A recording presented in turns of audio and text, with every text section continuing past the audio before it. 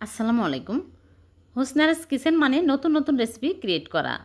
আজ আমি মুড়ির মধ্যে ২টা ডিম দিয়ে ভীষণ সুস্বাদু একটা ডেজার্ট আইটেম করে দেখাবো।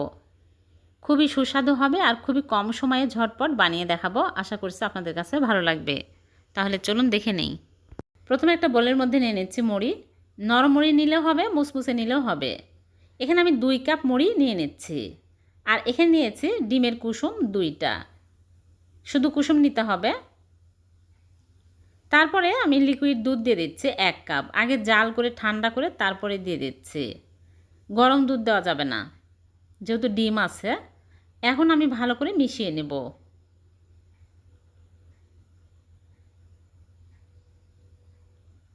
ভালো করে মিশানো হয়ে গেলে ৫ মিনিট রেস্টে রেখে দেব। ৫ মিনিট পর ব্লেন্ডারে নিয়ে নিচ্ছি। নিয়ে ভালো করে একদম স্মুথ করে পেস্ট করে নেব। এরকম করে পেস্ট করে নিয়েছি। লাঞ্চ থাকা যাবে না। এক সাইডে রেখে দিয়ে চুলা একটা প্যান বসিয়ে দিয়ে দিচ্ছি ঘি ১ চামচ। ঘি যখন গরম হয়ে যাবে তখন আমি দিয়ে দিচ্ছি লিকুইড দুধ ১ কাপ। এখন আমি নেড়েচেড়ে জাল করে বলক তুলে নিব। তারপরে এর মধ্যে দিয়ে দিচ্ছি চিনি ১ টেবিল চামচ। ভালো করে বলক তুলে নিতে হবে। বলক উঠে আসলে আমি এর মধ্যে দিয়ে দিচ্ছি মুড়ির পেস্ট।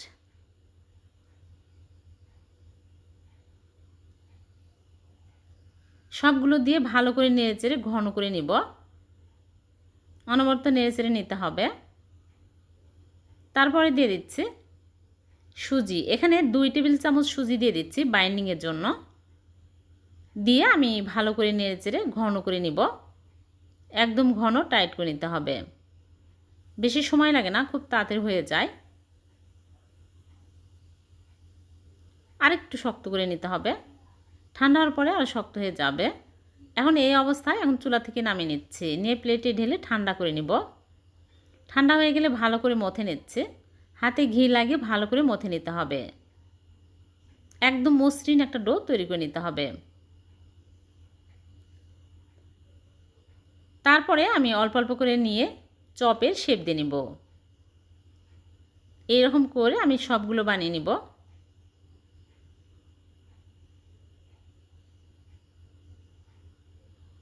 সবগুলো বানানো হয়ে গেছে। দেখুন অনেকগুলো হয়েছে আর অনেক সুন্দর হয়েছে। এখন আমি এক সাইডে রেখে দিচ্ছি। দিয়ে চুলে একটা প্যান বসিয়ে দিয়ে দিচ্ছি লিকুইড দুধ। এখানে ৩ কাপ লিকুইড দুধ দিয়ে দিচ্ছি। আর ২টা এলাচ দিয়ে দিচ্ছি। দিয়ে আমি জাল করে বলক তুলে নিব। ভালোভাবে বলক তুলে নিতে হবে। তারপরে এর মধ্যে দিয়ে দিচ্ছি ১ চিমটি জাফরান। তাহলে অনেক সুন্দর কালার আসবে আর ফ্লেভারটাও ভালো লাগে। ভালো করে বলক তুলে নিতে হবে। আর এর মধ্যে চিনি দিয়ে দিচ্ছি ১/২ কাপ। চিনি স্বাদ অনুযায়ী অ্যাড করে নেবেন, যে যেরকম মিষ্টি পছন্দ করেন। এখন আমি এর মধ্যে দিয়ে দিচ্ছি মালাই চপ। সবগুলো মালাই চপ দিয়ে আমি ঢেকে জাল করব ৫ মিনিট। বেশি জাল করার প্রয়োজন নাই, তাহলে গলে যাবে। ৫ মিনিট জাল করে নিয়েছি। মালাইটা ঘন হয়ে আসছে। এখন চুলা থেকে নামিয়ে রেখে দেব সারা রাত। পরের দিন সকালে আপনাদেরকে দেখাবো। ফিরে আসলাম পরের দিন সকালে। মালাইটা একদম ঘন হয়েছে আর দেখতে কতটা লোভনীয় হয়েছে। এখন আমি পরিবেশন করে নিচ্ছি। দেখলেন তো কত সহজে হয়ে গেল। মুড়ির মধ্যে ২টা ডিমের কুসুম দিয়ে ভীষণ সুস্বাদু মালাই চপ।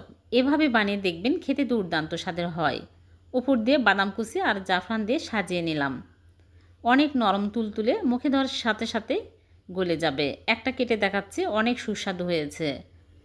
ভিডিওটি ভালো লাগলে লাইক, কমেন্ট, শেয়ার করে দিবেন, অন্যকে দেখার সুযোগ করে দিবেন। আবার দেখা হবে এইরকম নতুন কোনো রেসিপিতে। আল্লাহ হাফেজ।